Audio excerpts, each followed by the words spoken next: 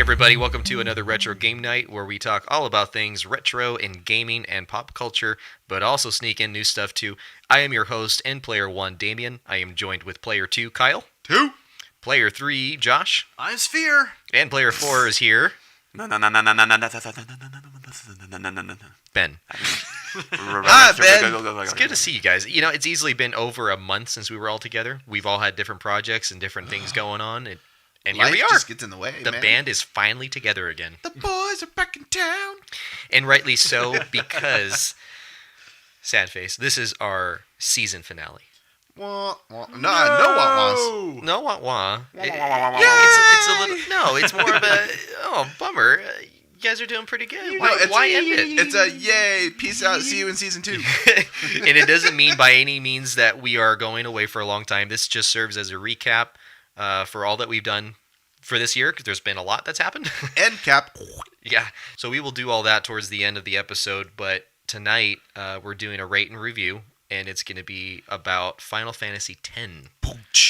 And that was for the PS2, came out in 2001, to my knowledge and recollection. Correct, sir. In Japan and North America? Yes. Okay. And then 5 months later. 5 months later, In Australia and the EU. In EU. Okay. Yes. And it was so wonderful that they decided to re-release it for the PlayStation 3 and later on the PlayStation 4 and the Switch. And Vita and... it is just beloved. There's Game been Boy a lot of Advance. ports. Not Game Boy Advance. The Game Boy Advance would just break. Did they put Batman It's in for at the that time too? MSX.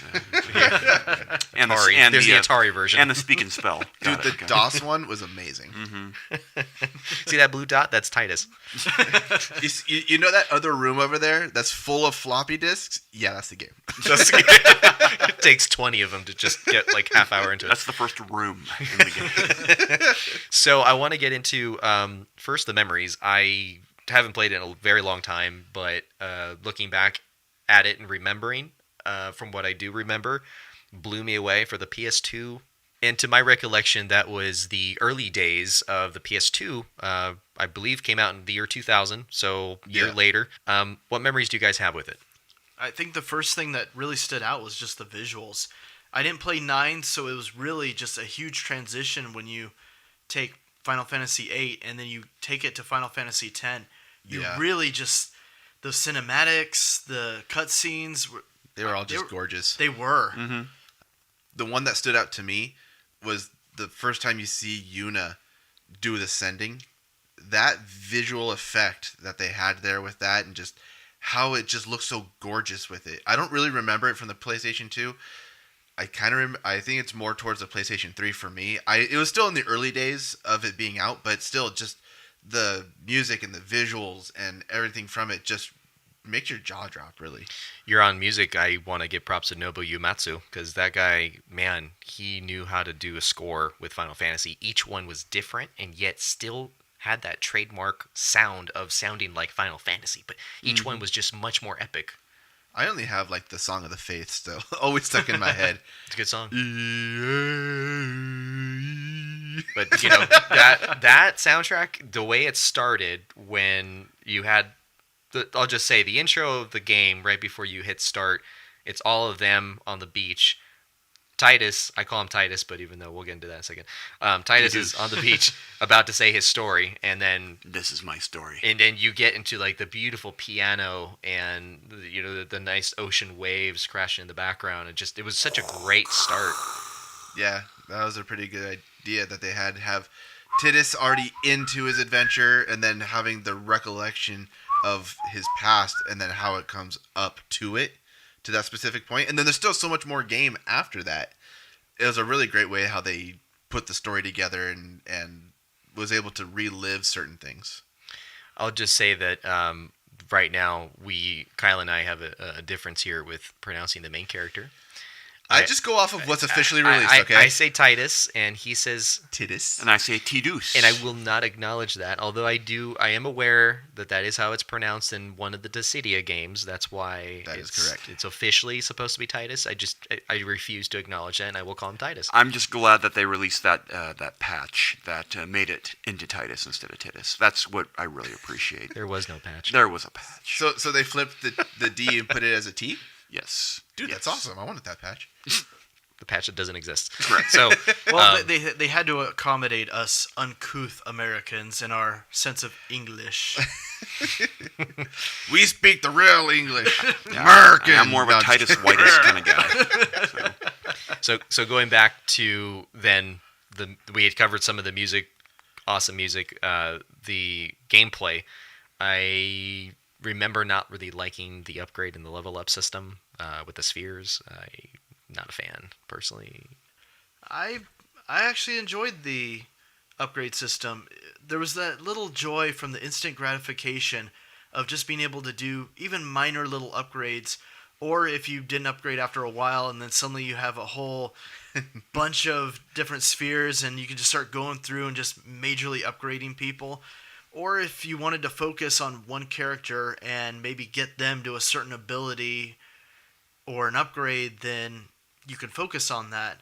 Actually, one thing that I kind of was a little sketchy on was the summon system. So when you did have a summon come into the battlefield, all the other characters disappeared and you were just mainly playing that summon. And the thing that I felt was underwhelming was just the pure power of the summons. Because in some games, when you face a summon as like an enemy, their health is far beyond your team.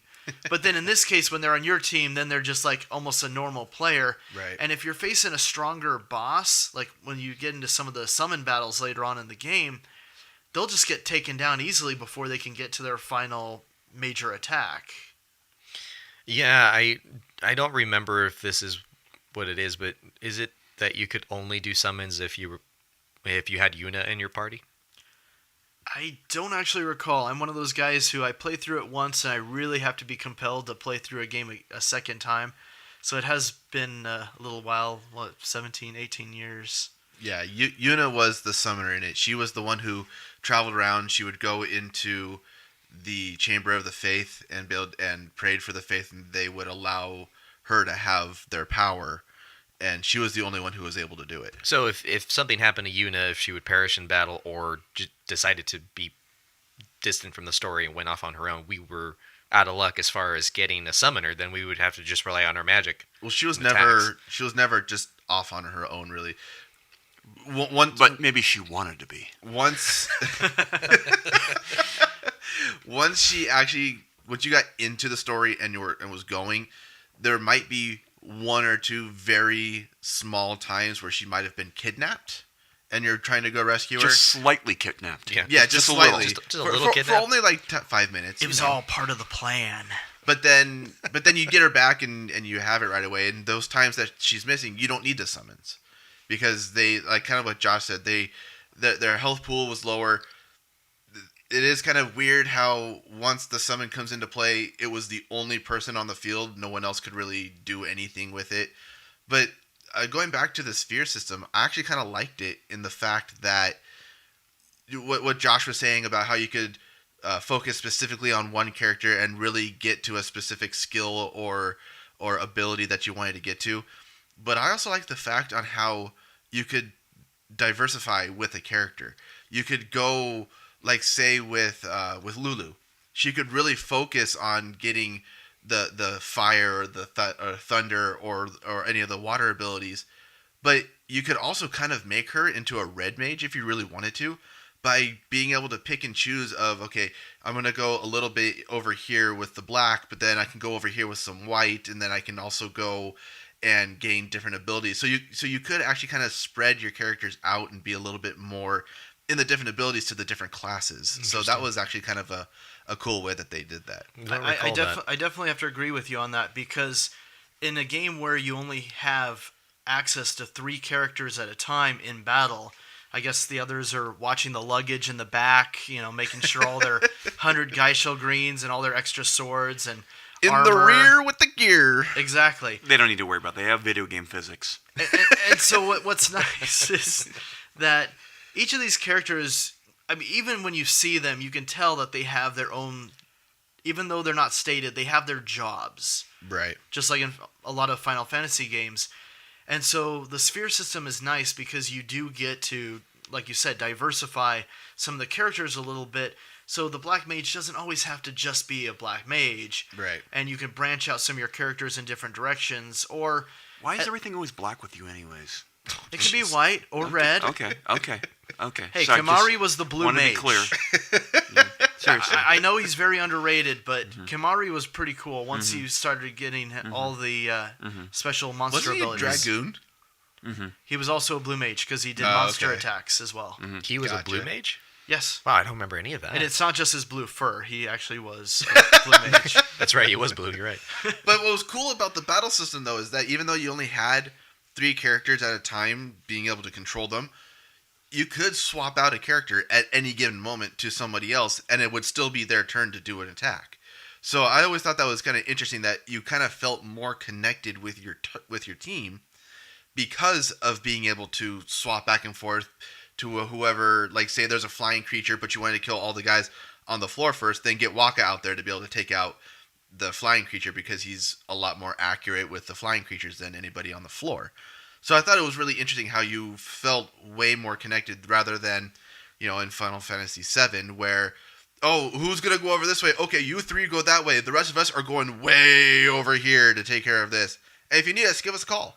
You know what I mean? Like, it just felt way more of an epic to me. Yeah, and then, you have this one party over here, and then suddenly you face this boss and be like, oh, why didn't I take this person instead? Exactly. Yeah. I thought that was kind of cool to be able to swap them out. You don't have to deal with that regret in this game. Team member envy. Yep. So, I would say that the battle system was my only gripe, but other than that, everything else was good. And let's talk about the story. Story was really rich, and by rich, I mean very in-depth. The characters were in-depth.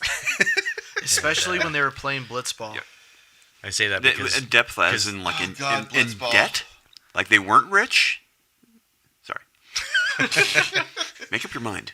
Yeah, I have a problem with that. It's one of the first things that you actually come across in the story is the actual mini games of Blitzball. So that's the thing I want to talk about. Blitzball is amazing. You're essentially taking something as awesome as, say, rugby, because that's Right. what it basically was. And Football.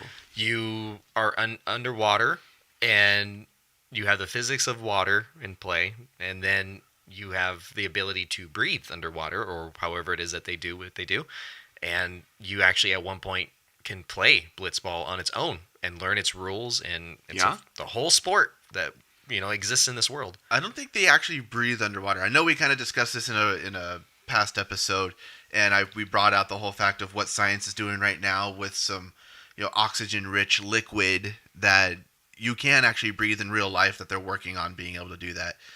But there is a part in the story where they have to go underwater for some reason. I forget what it is, to go to a certain cave or something like that. Oh, I do remember what you're talking about. And Yuna specifically mentions it's up to you 3 to be able to do it.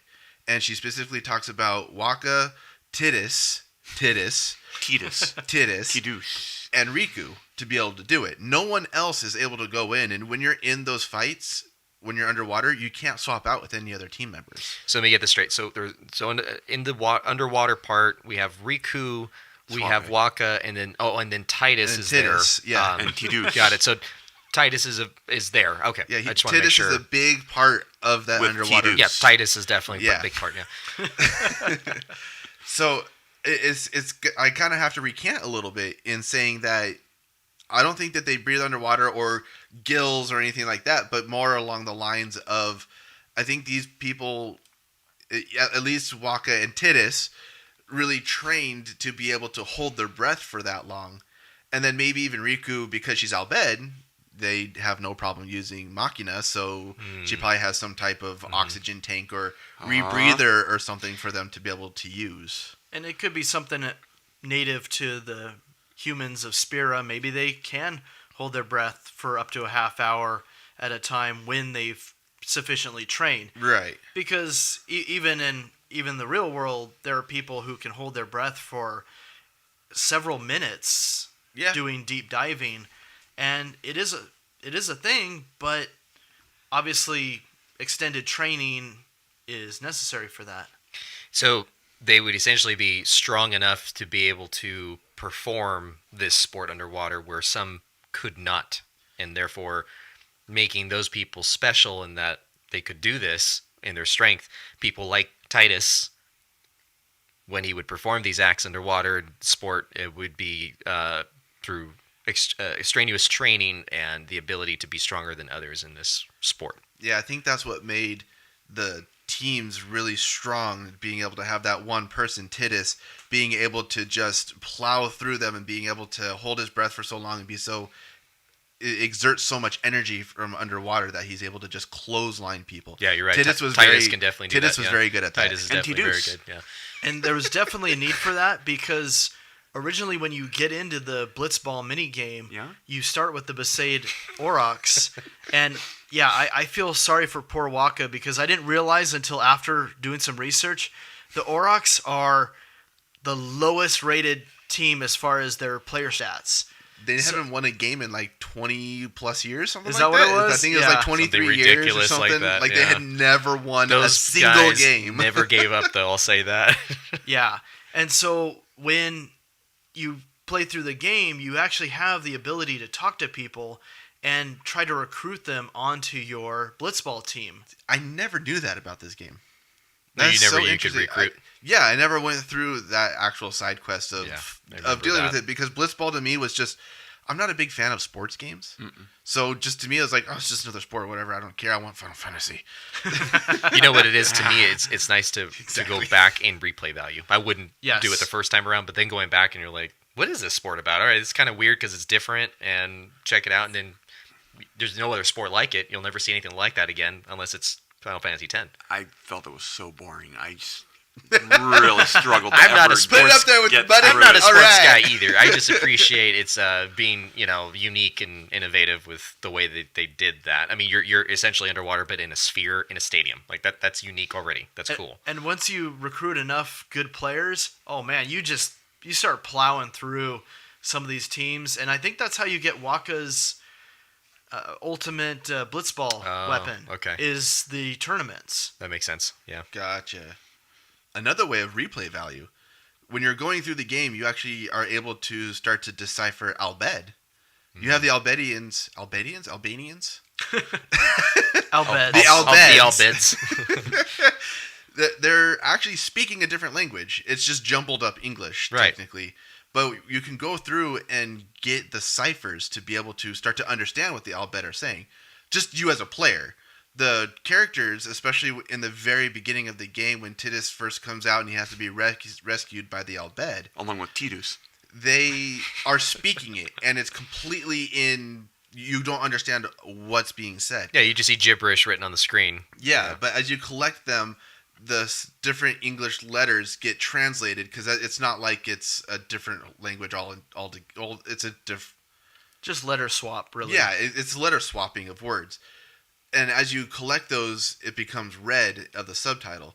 So replay value, you actually get to go back and as a player get to see what was actually being said and were they actually gonna be aggressive or not. I mean, obviously now you know what the whole story is, but it'd be interesting to see the conversations and be able to understand from the very beginning. Yeah, Making fun of Tidus's hair. yeah, you know. exactly. Titus. Tidus. I give up.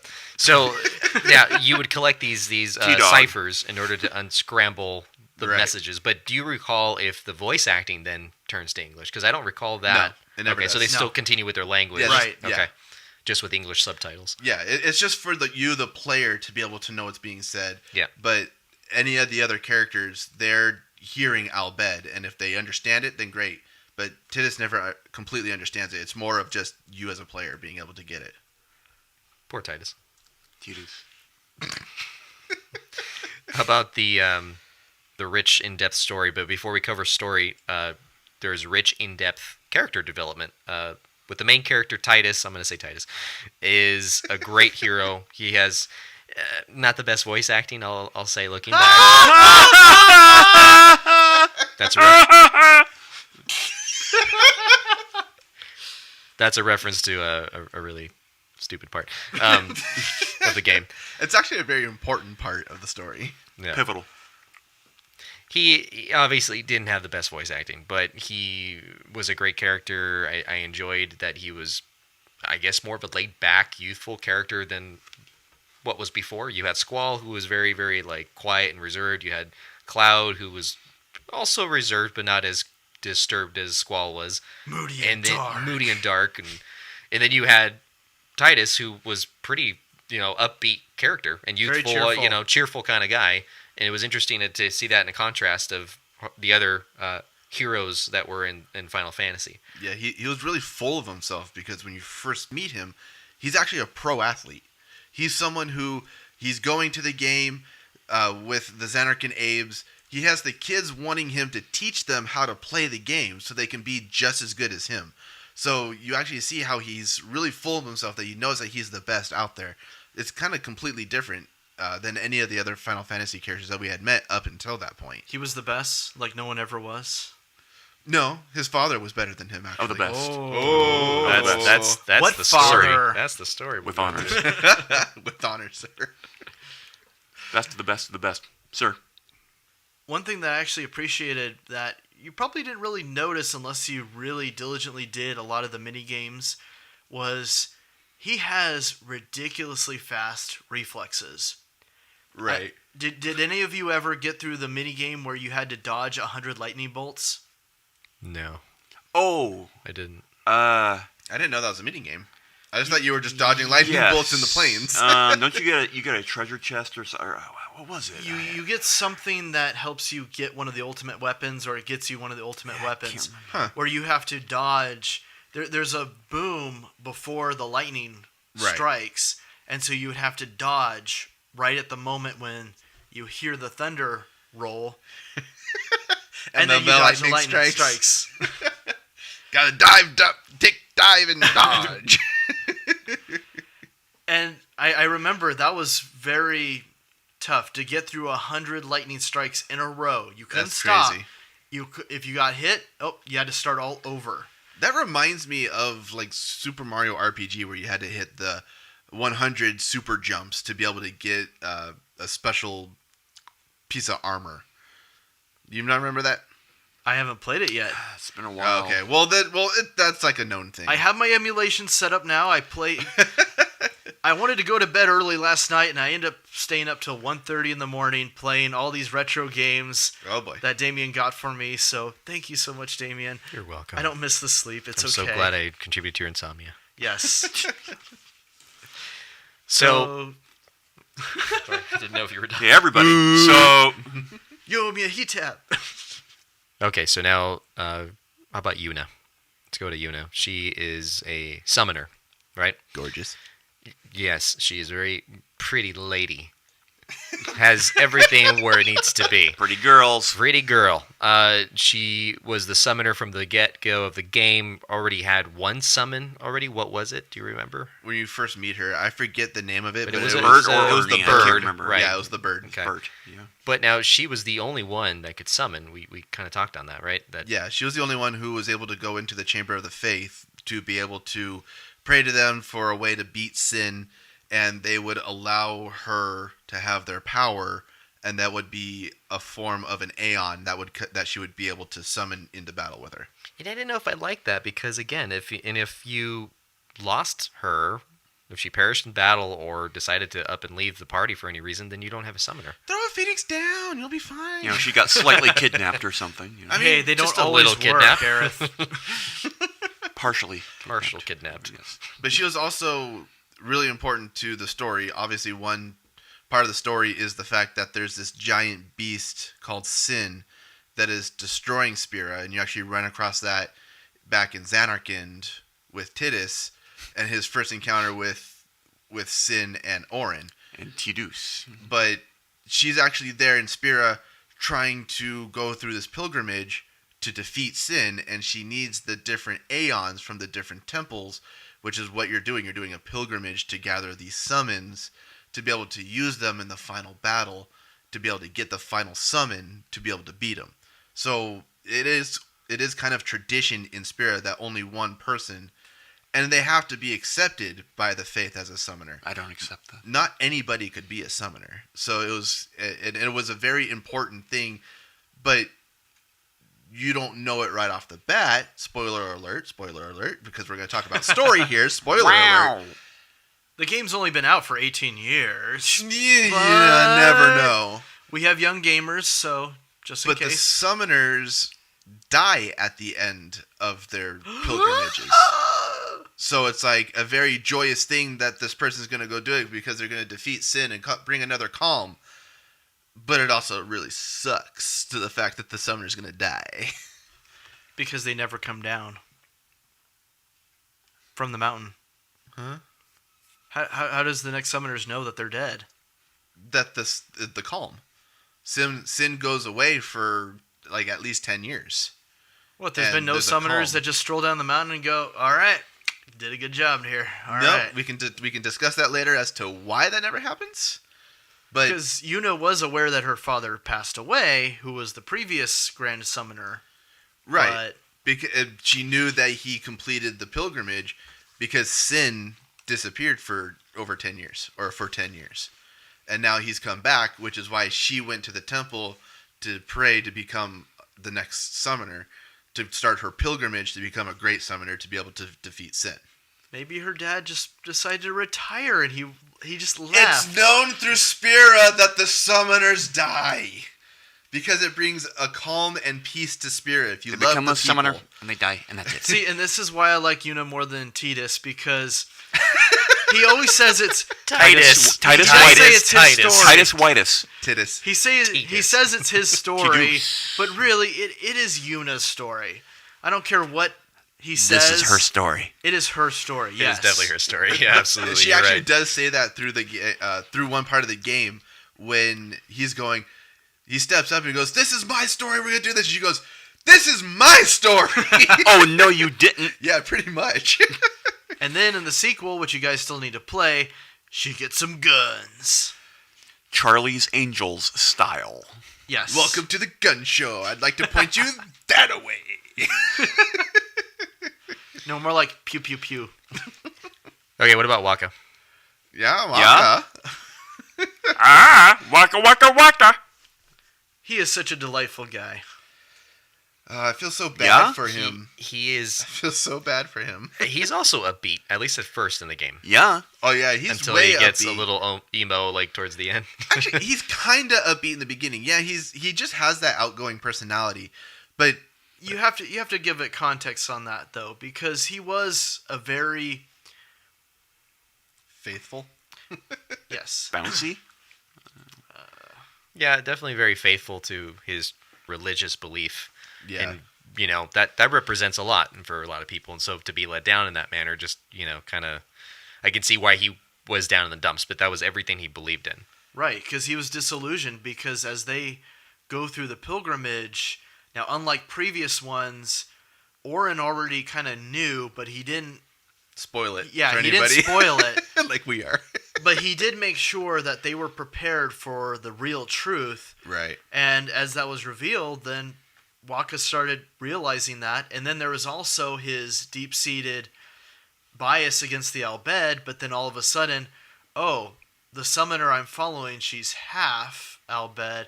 Oh, and her cousin, who is full Albed, is now joining our Part crew. of the crew. And so everything in his world, everything that he's believed is starting to fall apart. I definitely have to give him credit for that character growth. Yeah. especially Yeah. towards the end in that last temple that they go into, where the Machina is actually in the temple. His faith was already shaken by then because of everything that happened with Seymour and the fighting against it, and how you learn some of the higher ups were already dead, and that they just weren't sent yet, just like Seymour wasn't. They refused. Yeah, so once they went into that last temple, he was already shaken, and all he was like, "What is this? Why is there Machina in this temple?" And it was just like showing that Yevon was actually showing that they accepted these certain things. They allowed some, but not all, and he just was so pulled in so many different ways, but yet he knew what his main goal was, which was to help Yuna do this for the people, no matter what it took. And I kind of feel like he really stuck to that and trusted his team. Even though his faith might have been shaken, he trusted his team to be doing the right thing, Even they though all- they How were about- so Who do horrible. you trust? Yeah, even though they were all the branded traitors halfway through the game, you're just like, man, just keep going, Waka, just keep doing it, and Waka You waka waka do waka. you do feel bad for him, but he's really endearing. Yeah, as a endearing is the character. perfect word I would say Aw. to describe him. He's a good friend. Aw. Can we talk about Orin? Let's go to Orin. Orin's one of my favorite characters on badass. the crew. What was with his arm? I think he just kept it. Was he just rested. lazy? Was he just Yeah. lazy arm until it was time to fight? And, They never pull explained, it out of right? that. No. Yeah, like how Nothing he that could I just. remember. Yeah. It could be part of the damage he got when he fought Unalesca the first time. Gotcha. After he tried to fight off to avenge Braska and Jekt, Right. and when he died, Spoilers. but didn't die. That could be battle damage where he goes, okay, my arm is hurt, but you know what? When battle's on, it's on. The adrenaline Yeah. rush. Because in Kingdom Hearts 2, they did cheapen out. They just had him use just the one arm. Oh, really? So even though he had the big sword, his arm stayed within the robe the whole time. Aw, boo. Like a sling, and he just fought with one arm. Whereas in the actual game, he does take his arm out of the kind of the sling part of the robe And he holds it with two hands. and wields it. Yes. Yeah, I really enjoyed the voice actor that voiced him. I don't know who he was. Do you recall, Ben? Because you're Let's go. pretty I good don't with know. him. I don't. I just remember being kind of a Similar to Snake from Metal Gear. a little bit, not little bit. quite as gruff, but Yeah, good balance of characters. I would say you had someone upbeat, you had someone also upbeat, then you had him who was more of just the. I don't know if I would call him brooding, but just Grounded. grounded and kind of just more Right.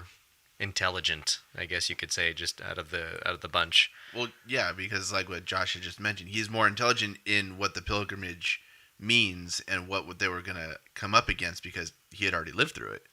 So Yeah. he knew what challenges were going to be up ahead. He knew the struggles that the characters were going to have to go through with their own faith and the different choices that they were going to make. And you really see that in the game because there's a lot of times where he's just like, wherever you guys go, let's just go do it. Whatever you decide to do, I will back you up. That's going to feel like that's Orin in a nutshell. I think my only this is only Orin in a criticism. nutshell. Hey, give me everything in the nutshell. Hey, get me out of here. Okay. My only criticism is that they really just typified the old guy when he's really only 35 years old. Oh, God. He's supposed to be 35. He is 35. Yes.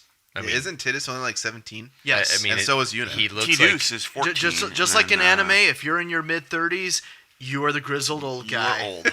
That's too old for this Yeah. stuff. Anime logic. he does not seem 35 to me. Seems a little older. He seems like he's in his Like mid-40s. 50. That's what I was 55, gonna say. I don't Yeah.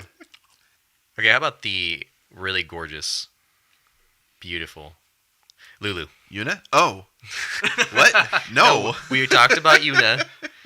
But Lulu. no. Lulu's pretty. Dude, the only thing she has is a dress that just comes down and she just puts them right out there for you to see.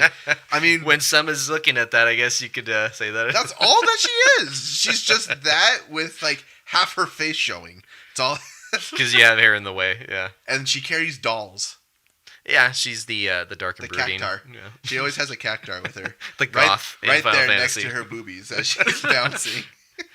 Lulu is kind of a mysterious character. She doesn't really reveal too much about herself from what I remember. No, she No, does. yeah. Chapu. With the whole storyline with Chapu. Waka's younger brother. I don't Yeah. remember that. I forgot about that, yeah. He died. Spoiler. Fighting Sin with an Albed Machina weapon. Which is why Oh, I kind of recall now that you said that. Which is Okay. why Waka hates the Albed so much. Right, there was history as to why he hated them. It was the Yeah. forbidden Machina that he was not allowed to be using. He actually was leaving the sword behind that Waka gave him to use that Albed weapon, and that's the very first weapon that Tidus gets in the game, is the sword that was originally designed for Chapu. Oh, the sword that was originally for Chapu went to Titus. That's right. Yeah, Yeah. you're Yeah, right. Yeah, I Tidus remember. got Yeah. that very Titus got- special yeah, sword. Titus got Titus that. Whitus. Titus. I thought that was later in the game, though. No, it's the very first one that you get. No, because Orin gives him his first sword. That was when Sin attacks in Zanarkand. And then he gets put into Spira, and he doesn't have a sword. And then Waka gives him the sword, which was from Chapu. Okay, so that was his first sword in Spira then. Yes, fine. What about Riku? Riku was definitely the Hottest Jubilee, of them all. the Jubilee, like of She was like of 15, X-Men. Kyle. Come on. She's the Jamaica man with all the dreadlocks and everything that she had. I don't know if I'd consider her the most innocent, even though she was the youngest, but Oh, she no, could she hold was herself for she was sure. a thief for sure. Yeah, She was a spunky. she was the Yuffie One. of the group. Yes. That was it. Basically, Yeah. They just recycled Yuffie from Final Fantasy VII. Except for she didn't carry the giant shuriken. Shuriken, Yeah, she was more of what is she? Daggers and being able to combine things. Is it a dagger to or make bombs javelin? and stuff. To Nail Yeah. poppers. I mean, she was a very powerful. If you knew the different recipes on how to mix the items to throw in battle, she could do a ton of damage. I mean, there was some that you'd throw and it would do it like 10 or 11 hits for like 600 each. I mean, it did a ton of damage she could do if you knew how to play her right. And that would be due to the fact of her agility and how small she was, and the fact that she was a thief. I mean, all that played a part of. It was the way that her mechanic worked to be able to have the right items to mix together to throw in battle. She had the unique ability to throw things that other people couldn't throw things. So she was the most resourcewell of the group, Yeah. as far as when it came to putting things She together. she was Albed, and the Albed meddled in Machina that was forbidden in the world, so thus nobody else really knew how to MacGyver things, basically. MacGyver. But since she was spunky, she was Albed, she grew up with an engineering mind because her father was Sid. That she just was it Sid? Was it that Vicious? her father? Yeah, it was her Yes. father. That's why she's cousins to Yuna. So it was just the way that she grew up. That she was just a very interesting engineering, very smart but young character. She was kind of spunky. Yeah, she had a lot of experience for sure out of the group. She's the first one that Tidus actually meets because she saves him from the ocean when he comes to Spira. Wait a second. Wait, no. To my recollection, actually, is the fact that Riku is the first one introduced to Titus. That's what I Riku? remember. Yeah. Yeah, But she's in her full bodysuit, so you don't have no but- idea. so you who don't she notice is. right. that But it's with Titus. Though, It's- right. Yeah, Tidus, I She thought. rescues Tidus from the ocean, Right, Because Titus, he's yeah. knocked And then out, Tidus. and he's on the boat with her, Who? Tidus? So Got it. Titus is. Yeah. and then the ship gets wrecked, and he gets washed up on the ocean, and that's when Tidus meets Waka. And Tidus. Titus meets Waka. What about Kamari? Now, talk about one of the most impressive-looking Final Fantasy characters. I mean, this guy. He's the dragoon of the he people. Just Nope, is, don't let that I spirit thought he was fool the you. shrimp guy. He is Oh, huge. that's calamari. This He guy is a blue humongous. mage. If you look at it, and not just by color. his Lancet ability allows him to copy certain special moves from fiends. So essentially, he's copying monster abilities. So that makes him a blue mage. Don't let the spirit fool you. He jumps a huge, lot. Has a He does. face of a lion, and Eyes of a What tiger. was the? It doesn't what really was say the much. race? A Runso. Yeah, he was Ronso. He's actually the smallest of the Ronso. So small, in fact, that when he goes up against the other guys and he loses, when he first comes to challenging the other Ronso for strength, he loses to the taller ones, the more bigger, beefier ones, and they actually break off his horn. That's why he doesn't have a full-on horn right there. And this is something that's very important that happens way later on in the game in the story is if you don't focus on him, because he kind of seems like a character that's just like, okay, he's kind of there, but everyone else seems a bit more impressive. I'm not going to really focus on him. And they're a lot more talkative, too. Yeah. That if you don't focus on him, later on in the game, you have to fight a 2-on-1 battle against, with... His bullies. Yes. And he wants to show that his strength has grown, that he could take them on. And they're always laughing at him. Ha! Puny Ronso! Yeah, exactly. That's actually how they sound. And so he needs to, show them the strength. And if he beats them, then they get the backup from the Ronso when they're being chased because they're considered traitors at that time in the story. And I just want to say he looks like a Thundercat. Thunder? He would totally be one of the Thundercats. Thunder? Yeah. So And- I enjoyed his character. He was very cool. So when he actually got defeated, he got kicked out of his tribe. And I forget who, I think it was Orin who told him to go meet with Yuna. And then he meets up with Yuna and he becomes her guardian, which is where he comes from in the story as to why he's always around. Anywhere that Yuna goes, he's going to risk his life. He's the very first guardian that Yuna's ever had when she lost her father when she was 7 because he went on his pilgrimage. You spoiled it. What? What about we did all the main characters, but how about the baddie? How about Seymour? Why wouldn't he just die? He did die. He kept coming back. But then he came The back. very next But day. then and then he died. came back again. And The then very he died. next And then he had day. another final form. And then Exactly. another final form. I thought he was a goner. I enjoyed him as a bad guy. He was very like a subtle bad guy. It wasn't quite like No. Sephiroth to me. No, when I saw his hair, I looked at him and I knew this guy is evil. Yeah. We all He knew will who try the to kill bad guy everyone. was, More but I meant laid subtle back. in the sense that he wasn't straight out a baddie from the start. the I'll way conquer the Sephiroth world was. eventually.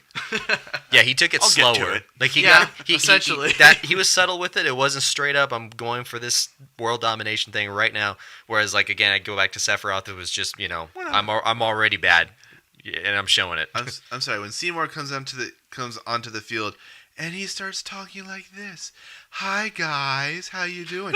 I'm just like, okay, there's something wrong with you, dude. You need to leave now. Yeah. You're being too nice and on he purpose. was Guado. And so His race was Guado, so they were really tall, really long bodies, which was really bizarre, and their fingers were like twice as long as human fingers. It looked gnarly and creepy, and it's just like almost like the Grinch, where he was like with his fingers. It was really bizarre, and his shirt came down to like his navel, like he was just like exposing himself to the world. Yeah, I didn't like It was that. really It was a weird. very strange outfit. I'll say that. But they give him. he really did the see beatdown. more. Yes, he did. You They- did they- see you did more see more, of yes. Seymour, Yes. and then the team gives him a beat down. Yeah, they do. Basically kills him in the temple, and that's Yep. what like freaks out Waka so much. Oh my gosh, I can't believe we just did this, because he was The Meister, the Grand Meister. Meister. Yeah. Yeah. And so it's like, oh my gosh, he's the Meister of Yevon. How can we do all this How stuff could you to do him? that, yeah? Yeah, exactly. I can't believe we did that, yeah. And so then lastly, the love story in this game was really well done. It was kind of a love at first sight as far as Titus goes. I mean, he instantly was interested in Yuna from what I recall. Yeah. She's beautiful. From the very beginning, Gorsh. when Titus saw her in Besaid, he always thought that the summoners were, because Waka was telling him about the summons and what was going on, because he's from this other place. So he didn't know about Spira and all the different things that were happening with it. And they always were like, oh, were you too close to Sin? Did you get his toxin? And he's like, yeah, that's it. So what's with all the summoners and all that stuff? And he thought that they were old men that were going on these pilgrimages. And then all of a sudden he sees her and he's just like, with his jaw on the floor. And was just like, oh, hey, what's up? And Waka's like, hey, don't you get any ideas, boy. Step back. Don't you be getting Avert ideas, your yeah? eyes. But, Waka wanted him to join the team and go to the tournament. And maybe when he gets there, he'll see somebody who he knows because of the confusion of Sin's toxin. But he doesn't realize that he was actually from Xanarkand from 1,000 years ago. We From actually another find that out. world. So Yuna wants him to become a guardian, and thus he starts traveling around with them. He starts to learn how to fight fiends, because this is the first time he's actually has a sword in his hands. He's just a blitzball character, which was kind of different from any other Final Fantasy game. Absolutely, and like what you're saying, how it's different from other Final Fantasy games. I will say I'm a kind of a sappy, hopeless romantic at heart, and I will say that was a really awesome first kiss that they had. I'll just throw it out there when they were in the pool at night with the awesome background of, what was it, fireflies and like all these different colors going on. I was like, wow, this is an amazing first kiss. Yeah, it was definitely beautiful, and just the lead up to that over the course of the story, because as was mentioned, she initially was not really interested. She was really focused on becoming the Grand Summoner, Going on the pilgrimage. going through her path. She was so focused, but then as all these events started happening around her, she was really being shaken, and She let her walls down. right. Yeah, she got more vulnerable. He was there, and she was able to open up to him, and you just saw that love start to blossom. Yeah, it was nice. Leading up to it, it was literally finding out about the problems that were happening inside the faith of Yevon. They killed Seymour. They were cast out as traitors, but yet she knew she needed to continue doing this and being able to only trust those in her party. And she said for whatever reason, she felt a super strong connection to Titus. She didn't want him to leave. And they even had a ton of one-on-ones. If you remember, there was, in the city, he taught her how to whistle. Just be That's like, right. hey, Yeah. if you ever need me, just, do this and blow, put your whistle. fingers in your mouth like this and blow. And she figured out how to do it eventually. And he goes, you do that, I'll come running. And she perfected on how to do it to be able to, have that with her. The fake laughing that she had during it, because he at this time, she didn't know that Sin was Jecht. But he did. Orin told him in the very beginning of the game that Sin was his father. And he wasn't sure how all of that worked, but he could feel his presence there whenever Sin was around.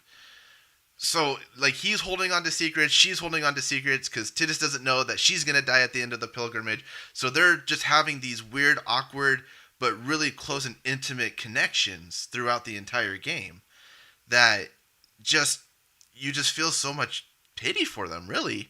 But it was such a connection that you almost kind of feel like you're having it yourself with this character. Right. It's kind of bonkers how they did that. It's such great character development. And then when you get through to the end of the game, they live happily ever. Oh, wait, no, they don't.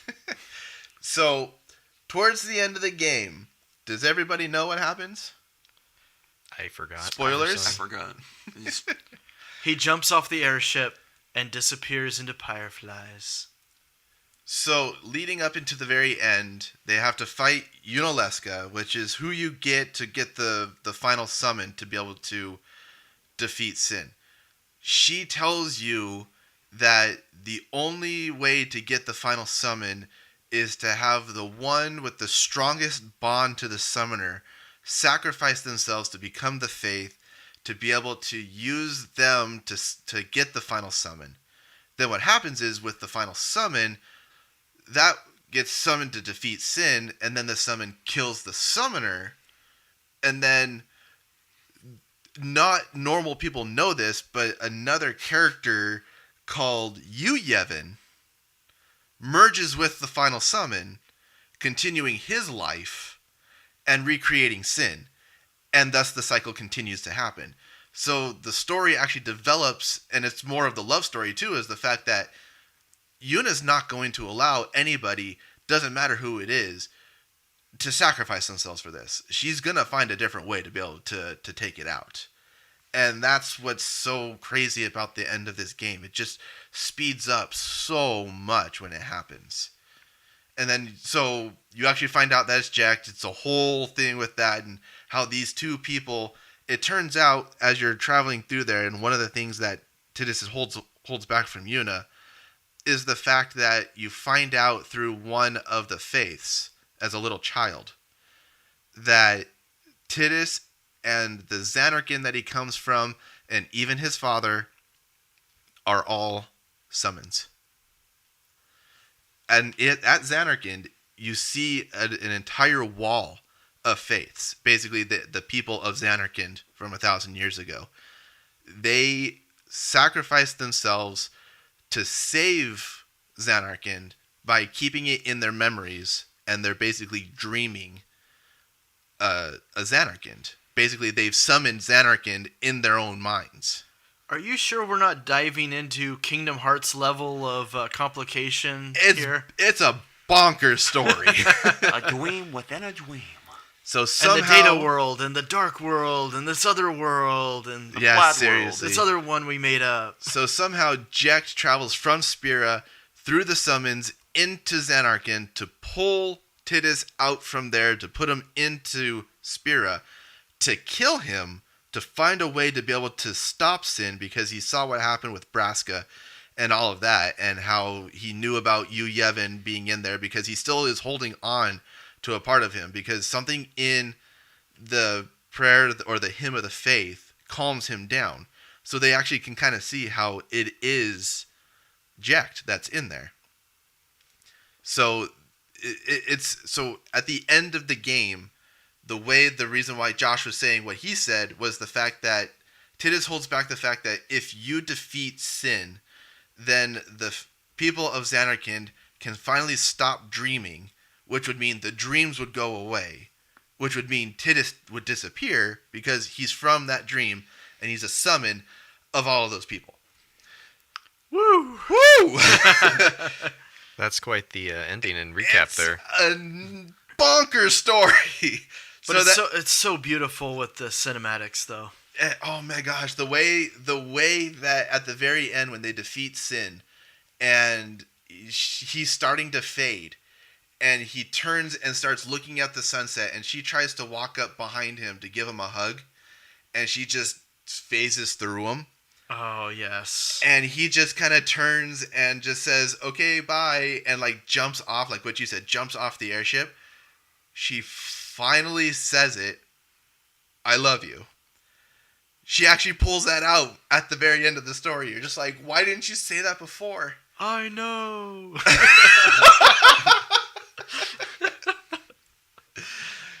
I couldn't help but do the Han Solo. But there is hope, because if you wait till the very end of the credits, what do we see? Do you remember? I don't remember. Do you remember? It was a hand reaching out of the grave. And, no. Clawing back, coming from I'll be back. Tidus wakes up in the underwater. We don't know where. And then all of a sudden he swims towards the surface, and it's towards the camera, and then it goes to black.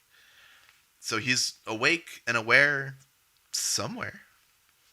And if you want to find out where he ends up, you have to get 100% completion on Final Fantasy X-2. Oi! So Yes. I think that was a great coverage of the entire game. Couple fun facts that most people may not know. Tidus's name is never spoken in the game.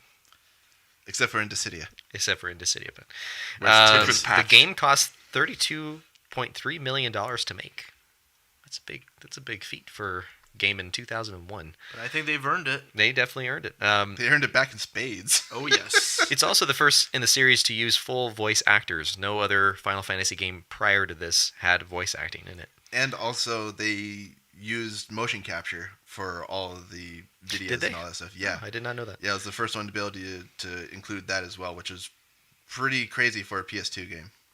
It's also the first time composer Nobu Uematsu collaborated on the soundtrack, so there was a couple other people that helped him with the soundtrack, flesh it out, make it more... It definitely sounded more polished than the other ones. Not that the other ones were worse by any means, it was just way more orchestral, I guess you could say. I think because of the bigger discs and being able to add more actual music to it, they were able to give it a richer, fuller orchestra, as you said, yeah, and have an actual soundtrack. Yeah, more like a movie. Yeah, exactly.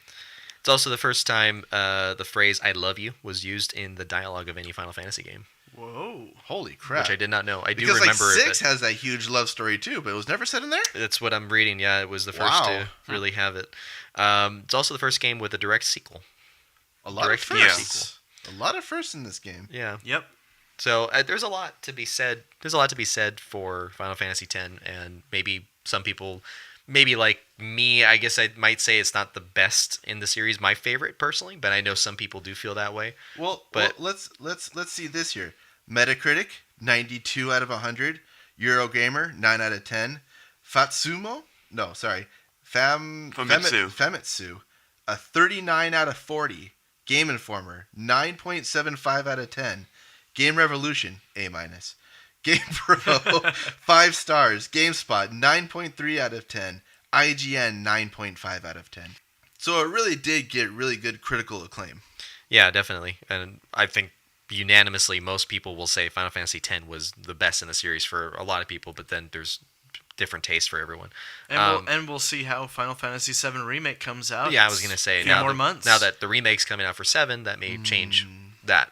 For some people, be interesting. We'll see, or it could open up for a lot more criticism. Especially if they're doing like episodical on that. Yeah, which I'm not too big of a fan on, but whatever. That's not.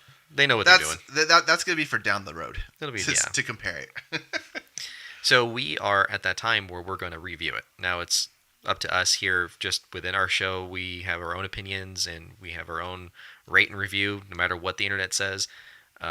We at Retro Game Night come up with the very best way to rate a game in terms of replay value and overall interest of the game. Showcase it, which means you love it, you adore it, it means everything to you, and you want to show it to everybody. One and done, which means you liked the time you had with it, but you're going to move on. Or flush it, equaling toilet paper. So, Damien, what did you think of it? You always start off with us around here, so I'm going to throw it to you right away. Let's go with me. I'm throwing it to you. Yeah. It's a showcase for me because I can't quite decide as a one and done, though I am good at playing it once and being done, but I want to revisit that game. Constantly I keep thinking I want to replay it, so I will say showcase because it's definitely something to show off to people.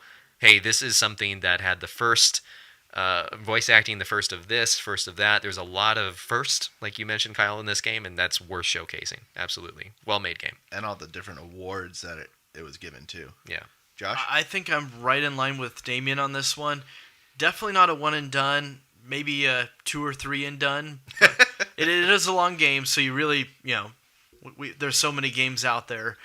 But there was so much beauty to this game. And even thinking back, the nostalgia of 2001, playing through this on the PlayStation 2, just the story just reels you in. You really get involved. You fall in love with this group of warriors that as they go through their quest. Right. You really feel that connection to them. The gameplay is solid.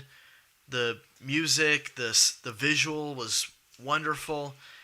I would still have to say showcase it. Yeah. Ben? I have to say one and done. I'm just not likely to ever play it ever again. It was a good game, but I don't know. There's just better Final Fantasies out there. Which is your favorite of the series? I don't know if I've ever asked 7. you. 7. Yeah. Okay. I mean, everyone has their own. Some people hate the fact that some love 7 the most, but whatever. Yeah. Haters are going to hate. Yeah, and that was, even though I grew up with the Super Nintendo and all that, 7 was like my first Final Fantasy. For some, whatever reason. I just never played the other ones. Never got around to them.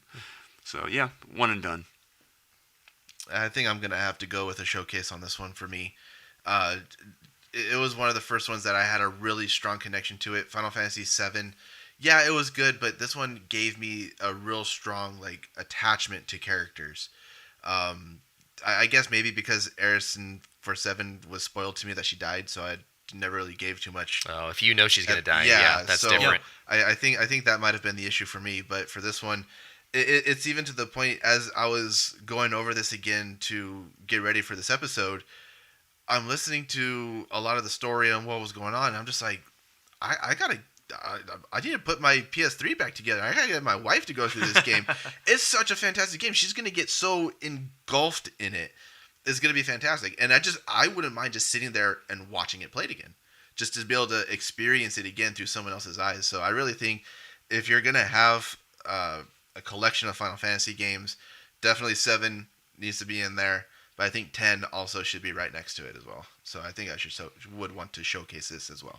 Yeah, I can definitely see where everyone's coming from. I can see where you're coming from, Ben. I probably would have opted for one and done, but I think I'm pleased to go through it at least another time again, because I know that that's a great quality game, a great story. So I definitely would recommend it to people. And that was good. I'm really glad we got a chance to talk about it. It was a perfect game to dive into. We'll definitely do more Final Fantasies, maybe even Final Fantasy X-2, which I haven't actually personally played as a direct sequel. I have never played any of the direct sequels personally of Final Fantasy, so that would be my first if we did that. Is that the only one? There's Dirge of Cerberus, which would be off of 7. Okay. Yeah, Dirge of Cerberus. And then also Final Fantasy 13 has 2 sequels. Oh, actually. yeah, okay. 13 And then Final Fantasy 12 had Revenant Wings for, was it DS, I think it was? Yes. Yeah. So there's a couple out there. And Final And then Fantasy there's 4 Crisis on 4. PSP had all that extra. Yeah. And after years. And then Crisis After Core years. for 7. Bend me over and smack me in the ass, man. Jeez. Yeah. I didn't realize yeah. that. Yeah, there's a lot more than you thought. Before we are done with today's episode, as I mentioned, this is our season closer. It has been an awesome, great run.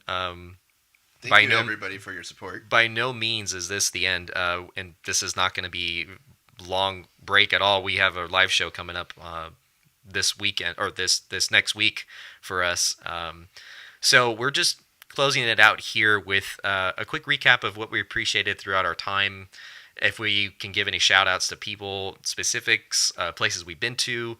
I'll start off by saying that I had a great year of being with you guys, and truly the most meaningful time for me. It was a great escape and distraction from the stresses of life, and I was able to really get in tune with my friends up north when we went and did a Portland show. We got to do a great panel at LA Comic-Con with good friends of ours. It's been a great year as far as our progress of where we wanted this to go, and big shout to our family at Five Threads Brewery who hosted our show throughout the year, and we hope to continue doing it there. And we love the community. Yeah, I really think this really has helped me get out of my shell, being able to experience more with it, go to the different shows that were out there, to be able to meet the people who listen to this and actually enjoy what we talk about. I mean, it's kind of nice to know that we have the people around the world, really, who listen to this, and it's really awesome to be able to have that support there, to be able to see the numbers grow, to see where we're at, to have those experiences. I mean, come on, a panel at Comic-Con. That's pretty crazy, dude. It was crazy. It was a lot of fun. We never would have expected that last year. Yeah, absolutely. So thank you very much, everybody. This is so much fun. We're going to continue going. Like Damien said, we're not stopping. We're going right into another episode here in a couple days, really, is what it's going to be. Yeah, pretty much, yeah. And just the different people who we talk to, the different connections. I mean, you have Fanbase Press that's coming up in a couple days that you're going to go guest star on another podcast. Right. Yeah, I'm really looking forward to that. That's going to be a great thrill for me. So, yeah. It's just been, some people who I've listened to in animes, I've been able to go meet some people like that through this. So it's been really fun, and hopefully they can come on to here. We can talk about some voice acting and stuff. But all in all, it's been a great ride so far, and I hope that we can continue it going. And not just continue, but also grow. We're gonna start looking into getting more regular content out on a regular schedule. We're gonna start being a little bit more active on Instagram and other social media, and we're gonna see about getting a lot of our live podcasts out on videos, so we can start putting them out onto YouTube. So if you want to see us in action, not just hear us, we're there for you. I just wanted to say thank you to everyone that listens in. Stay tuned for more retro gaming madness, and as Damien would say, stay frisky or froggy or the Foster's phrase or something. I can't. One of those. So things coming up. As Kyle mentioned, I will be visiting Fanbase Press this weekend as a guest on their show. Thank you so much for having us there. Very excited for that. So I don't know any details yet. We'll find out once that's been done and recorded. Posted on our social media, or a link to. And then our next live show will be the following day, Monday the 25th at Five Threads Brewery. Our episode, which will be our season opener officially, will be called Arcade Classics Pac-Man. And we'll be talking about the nostalgia of Pac-Man, the history of it, and all the stuff that people would know of Pac-Man, and the different cabinets. We have like memories of the cocktail ones where we could sit our drinks down, to the ones that were the stand-up cabinets. So there's plenty to talk about. Listen in. Waka waka, y'all. Waka waka waka waka. Ah! Correct. You can find us on social media on the internets, on Instagram, retro_game night, and our info on our live shows and the events and our podcasts in all different formats. Go to retroGameNightPodcast.com and give us your thoughts and comments on there as well. Until next time, everybody, I will say this, though. Stay happy. Remember, there is nothing to sphere but sphere itself. That is corny and good and funny. God. Season finale! Good night, everybody! Good night!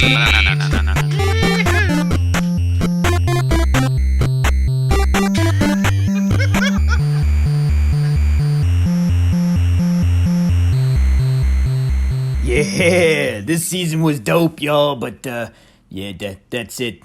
It's the last one. Season finale. Go get it. Man, this beach is great, huh, Kyle? Boy, you did say it, Damien, because everyone who knows me knows how much I love the beach.